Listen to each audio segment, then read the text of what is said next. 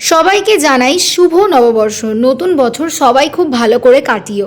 হ্যাঁ জানি, ইংলিশের হ্যাপি নিউ ইয়ার তো সেই জানুয়ারিতে শুরু হয়েই গেছে, কিন্তু বাঙালিদের কিন্তু পয়লা বৈশাখে আলাদা একটা ইমোশন রয়েই যায়।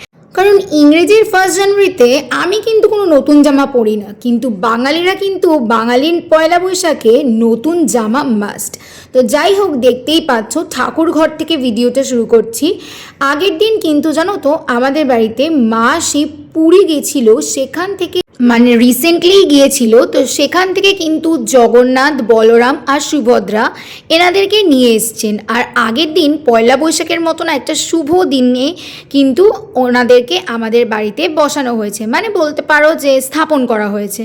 তো তোমরা দেখে বলো যে আমাদের জগন্নাথ, বলরাম আর সুভদ্রার সাজটা কেমন হয়েছে। অ্যাকচুয়ালি কি বলতো, মা এইসব ঠাকুর দেবতা নিয়ে, তাদের সাজগোজ নিয়ে এত বেশি খুশি থাকতে পছন্দ করে, মানে ওদের ডিফারেন্ট ডিফারেন্ট জামা কাপড় গয়না সব কিছুই কিনে খুব সুন্দর করে সাজায়।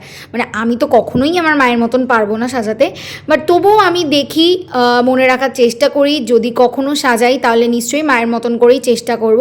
তো দেখতেই পাচ্ছ ওনাদের কিন্তু বসানো হয়ে গেছে, আর তারপর কিন্তু মালা দিয়ে পুজো করে নেওয়া হচ্ছে।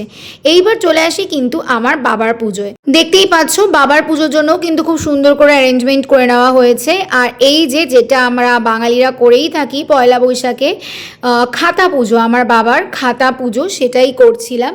তো প্রত্যেকবারই কিন্তু আমি এই সমস্ত প্রত্যেকটা খাতায় লিখে দিয়ে সিঁদুরের ফোঁটা দিয়ে তারপরে স্বস্তিক চিহ্ন এঁকে দিই। তো এইবারও সেটার ব্যতিক্রম নয়। আর স্বস্তিক চিহ্ন আঁকার কিন্তু জানো তো একটা নিয়ম রয়েছে, এইটার কিন্তু যদি ভিডিও তোমরা পুরোটা দেখতে চাও পরে আমি দেখাতে পারি। তো আজকের জন্য টাটা, নেক্সট পার্ট আসছে।